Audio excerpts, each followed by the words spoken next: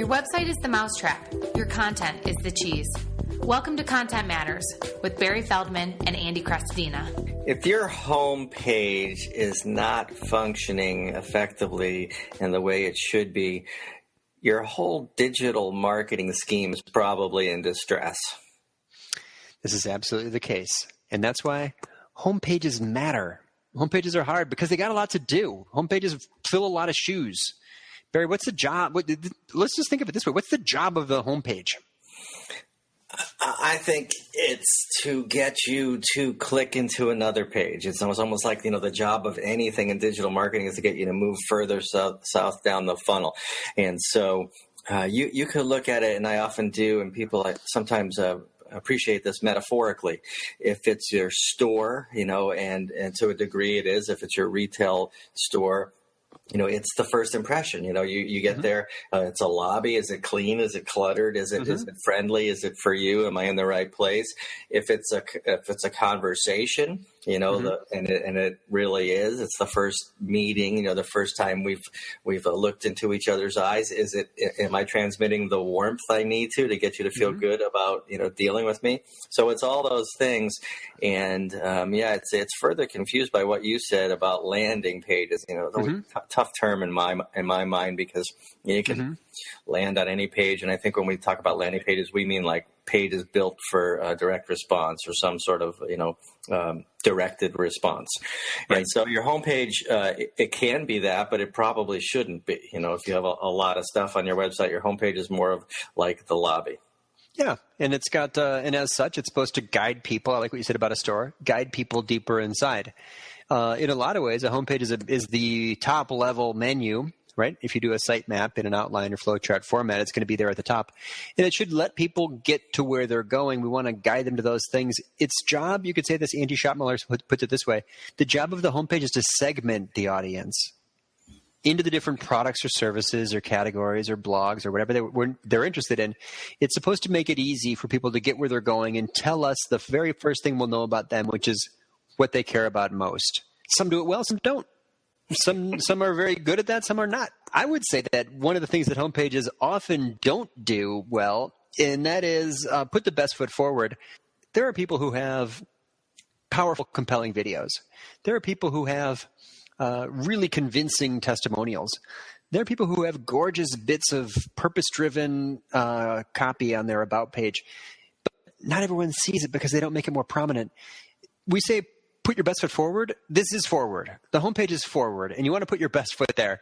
Whatever you've got that is the most compelling piece of content, it can appear in more than one place, but this is one of the places it should appear. That beautiful video testimonial, that award you won, that gorgeous turn of phrase that sums it up, like what you do. You've got to put your strongest stuff at the top of the site, because only a percentage of people are going to make it deeper, right? Look at the bounce rate. Those are the people that aren't going to see that great piece that you put deeper inside your site. So I think that this is really where we need to put our strongest assets, right there at the top. Right at the top, it should comply to a formula that says you belong here, or you don't belong here, if you don't. And so I think it's as simple as writing a how-to blank exercise, which I often use for a benefit, to lead people down the path of establishing a benefit or unique selling proposition. And in the case of the headline, it might even be more, or in the case of the homepage, it might even be more simple than that. Take this down, people. You are in the right place if blank. Fill in that blank. I think, you said some people succeed with their homepage and some people fail. Certainly, when I'm working with digital marketers at first glance, the latter is the majority. Most people fail. And I think it's because I get to your homepage as a prospect, a consumer, a web surfer, and I have to work to figure out, what's going on here? What's this company sell? What problem do they help me solve? And that's how you do it wrong. No matter how good or not good you are at headline writing, you should say, you're in the right place if, and just make that simple. Make those keywords, very relevant to the thing that you do and the problem you solve. Yep. I think that the descriptive headlines at the top, for us, web design and development, copywriting, content marketing, unless you're a really famous brand, which is the final evolution of the homepage, right? We have to talk about things in the terms that our audience uses. So it's really important to just name the business category that you're in, somewhere top, somewhere front and center. I see websites all the time. I take screenshot examples. I have a collection of awful homepage headlines that don't say what the company does. So it's, get results. What? So really just state the business you're in is a good thing that shows that you're in the right place, kind of copy. Yeah. Navigation. It's another one, which I think should also be descriptive. But Barry, what were you going to say? Well, I was going to say, get results. That spurred in my mind the boardroom headline. New innovations for progressive thinking companies. And you're like, oh yeah. It was sort of like the generic headline, so generic that I'm going to have to click around, stick around, and keep reading, and maybe go to your About Us page, even though I may not want to, just to figure out what you're talking about. So yeah, I think we're talking about the hero shot, right? To one extent or another, whether it's a slider or a video or side-by-side headline image or whatever image on top or above or below. We're talking about the hero shot, but really the first thing you see before even that is typically a nav bar. So I think that's where we should go next. That's where you were going to go. You have a lot to say about that. You have a web design company. What goes there and what doesn't go there? Yeah, nav bar. I'm gonna hold off there for just one more second though, and say this: the title tag. What about that? What about the title tag? This is your single most important piece of SEO real estate on the entire website. The title tag of the homepage. And I see famous brands that have home as a homepage title tag. Yeah. I see it all the time. If home is your homepage title tag, please, you need to go change that. Go update that to make it descriptive, and at least tell, put the brand last and put what you do first. Chicago Web Design and Development, Orbit Media.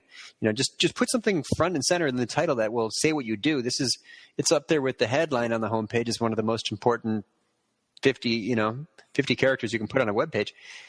Now, having said that, okay, let's move on to navigation, because modern web design, these are often single column layouts. They have horizontal top level navigation across the top, logo top left, navigation top right with contact in the far right. That's standard web convention. That's the most common type of layout you'll see. So as such, in these designs, it's often sticky headers, right? No matter how far down you scroll, that header is going to always still be there. As such, it's a very prominent place to speak to your audience. It's a very prominent place to put search-friendly copy. It's a good place to tell people what business you're in. So if at the top of your homepage there's navigation that says this: about, services, product, contact, blog, that is totally generic to hundreds of millions of websites, and it's not a good way to design your navigation. So I highly recommend that everyone use descriptive nav and put in the navigation if you possibly can, right? Unless you're a giant diversified company that you can't narrow it down and you just have to put services because there's no other way to kind of categorize everything all at once. Put what you do. Put what you do up there, right? So that's good for SEO. It's good for visitors. It's good for your bounce rate. It's good usability. So I would definitely make sure that the navigation on your website is descriptive, the title is descriptive, the headline is descriptive, so that in the top of the first page, there are several places that make it very clear that the visitor is in the right place. Because that's what every visitor asks. That's the first question that goes through all of our minds on every page that we visited yesterday, today, and the day before. It's, am I in the right place? Massive nodding, yeah. And you mentioned the title tag that says home or welcome to our website. Mm-hmm. That probably indicates that the company doesn't understand SEO to begin with, right? Like they never even went back and thought about it. Sure. Yep. People have no idea. They don't know that Google is, it's library science, and that title is a metadata thing. It's where we declare what we are about. Now, there are big brands that don't have to understand it because they just rank in anyway, and they've got thousands of pages and millions in marketing, and they just do tons and tons of other stuff that make the site relevant in general. And Google will figure it out. They'll do their best. If you do a bad job of it, they'll do their best. But for the rest of us, people with smaller businesses, we have to help Google help people find us. That's what SEO really should be, helping Google help people find us. Yeah. Now, Andy, you might have one of these. So Barry's holding up a very large phone. I have just a regular large phone.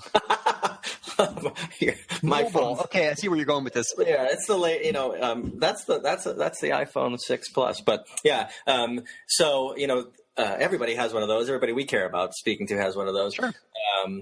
How would that affect how you approach your homepage? Sure. So standard web conventions for mobile are what's called responsive web design. The website automatically rearranges itself based on the size of specifically based on the width of the screen. And so as you look at it on smaller and smaller screens, or even as you grab the corner in your browser and shrink it down, you're going to see the site adapt itself. Fluid responsive design means that it adapts itself many times. It's not one big breakpoint. It adapts itself many times. So for phones, the standard web convention is to have that appear as a hamburger icon. Fun name, right? It's like one of those food things. Yeah, those three little lines in that icon that appear in the top right to show that the navigation has been collapsed. And visitors understand this, and they click that when they want to see the menu. So the descriptive navigation doesn't help you in that case, but it's still visible in the code. It's still visible to search engines. There's still an SEO benefit to having simple descriptive navigation. But of course, look at your site on mobile. Look at it on mobile. Search for yourself in mobile and see how it looks in a search results page. Click on it for mobile and see how that page looks. Can you read the whole title? How are the words wrapping? Is everything pushed down in a way that you can accept or that you're fine with? Mobile stats are highest for companies that are active in email marketing, social media, companies with physical locations, and business to consumer in general. But it's not the same. There are no standards, right? Just go look at your stats. And a lot of the B2B companies that we work with have mobile visitors in the 20+% range. A lot of the business to consumer companies we work with have mobile visitors in the 50 to 60% range. For all of our clients, we're very sensitive to how the homepage appears on mobile because that's just, everyone's got a browser in their pocket. Yeah, it makes the hero shot more heroic or more of the demon, if you will, of your website, the problem, because it's all you're going to see. Mm-hmm. Yeah. Now, this is another thing that Angie Schottmiller talks about, the difference between a featured image and a hero shot. Not necessarily the same thing.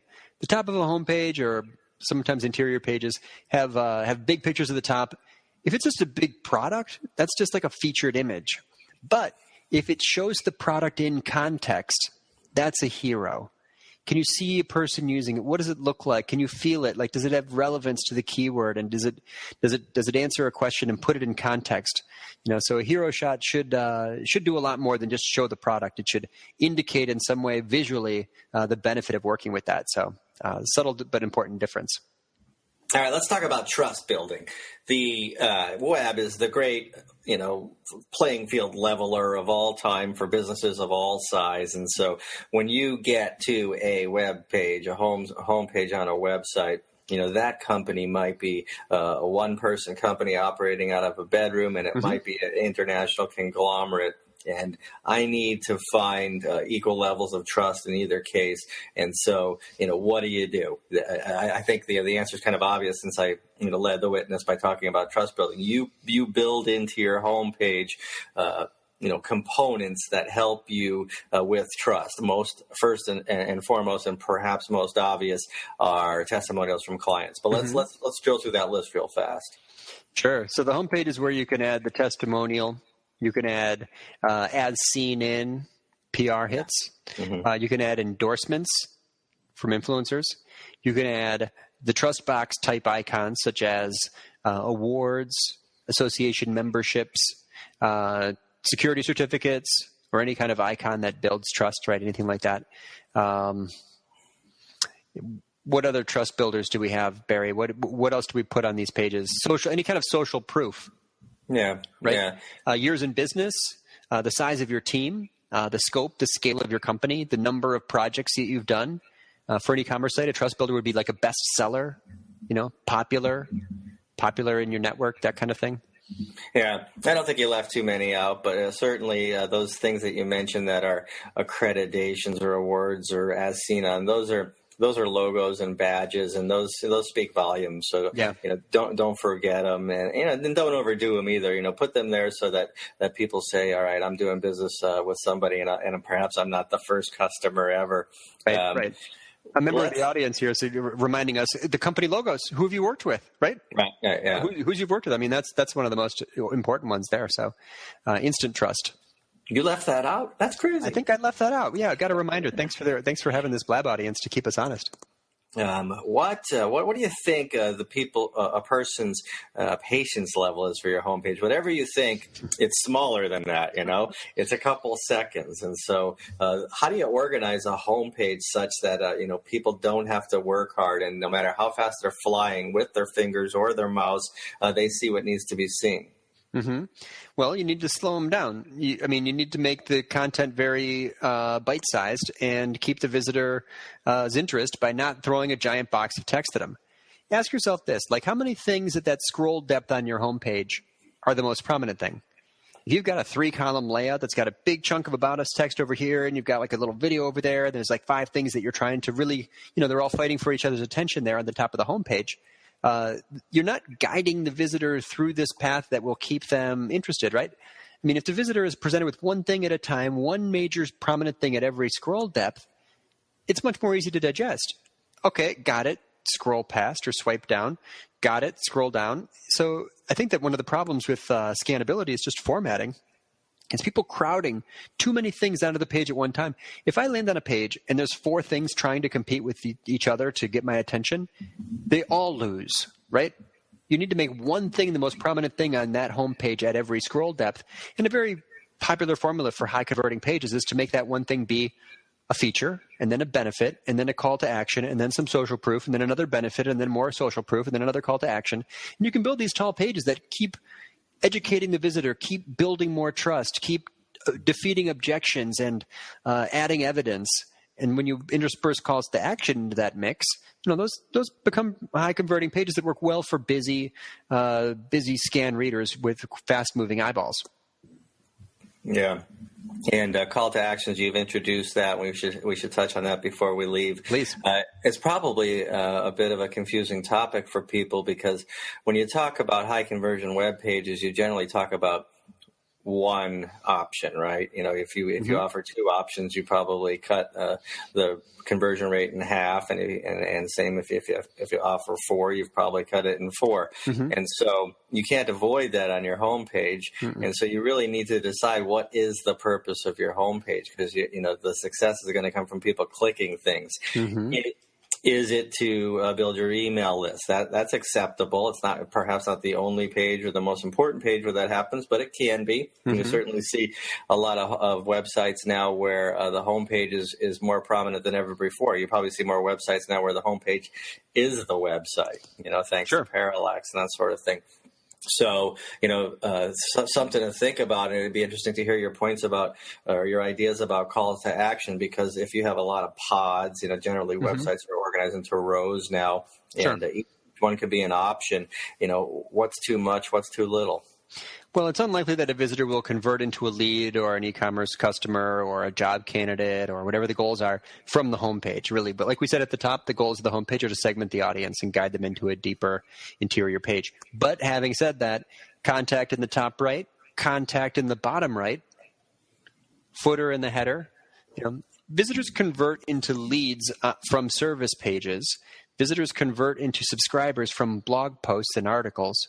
I wouldn't set expectations high for converting visitors into leads from a homepage, but let's follow standard web conventions and still put that in there. Calls to action can, if nothing more, just guide people deeper into the site, learn more about this service, or get more information, or show me my options.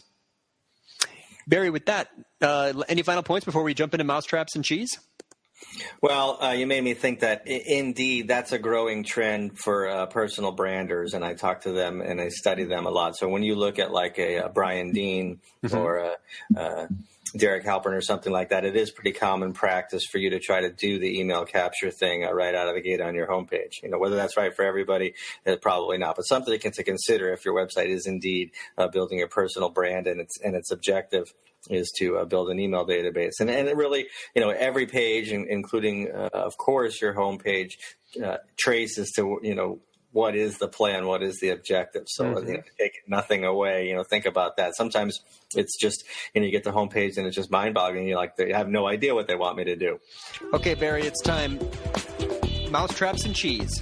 Right. So the blink test and the squint test. If you think about how much time people are going to spend on your website, you're going to be unpleasantly surprised that it's shorter than that. We're often told that we have attention spans shorter than goldfish, which I guess clocks in at 8 to 11 seconds. I've never really had a lot of eye contact with goldfish for that amount of time. But the general point is that people always have their hands on the back button. And therefore, the blink test is to show your website to somebody for a very brief amount of time, approximately 5 seconds, and then close the computer, or block the monitor and say, "What did you learn?" And if you fail to hear the answer, you failed the blink test. And the squint test is a similar deal where you're asking somebody to take a look at your homepage from further away than you might expect. It's not like we web browse from 10 feet from our computers, but the idea is, the communications that you want to jump off the page, the content that you want people to see has to be so prominent and so focused and probably surrounded by white space or negative space such that there is no mental work and visual work on the part of the viewer. So those two tests should be considered whenever you're considering what content goes here, what's it look like, what's it say. Sure. And now for mousetraps, which brings us to the topic of conversion. That's right. I've got a quick conversion tip for you guys. And this one, maybe you've heard before, this one is all about the perspective. It's about the point of view inside calls to action. This has been studied by several people. I'm going to cite an example by Michael Agard at Content Verve. The point of view in the language of the call to action actually matters. Now, if you say something like, start your free trial, compared to start my free trial, you're going to get different results. And in this specific example, and we could share it in the show notes, this Michael Agard tested one, start your free 30-day trial. When he changed it to start my 30-day free trial, he got a 90% increase in conversions.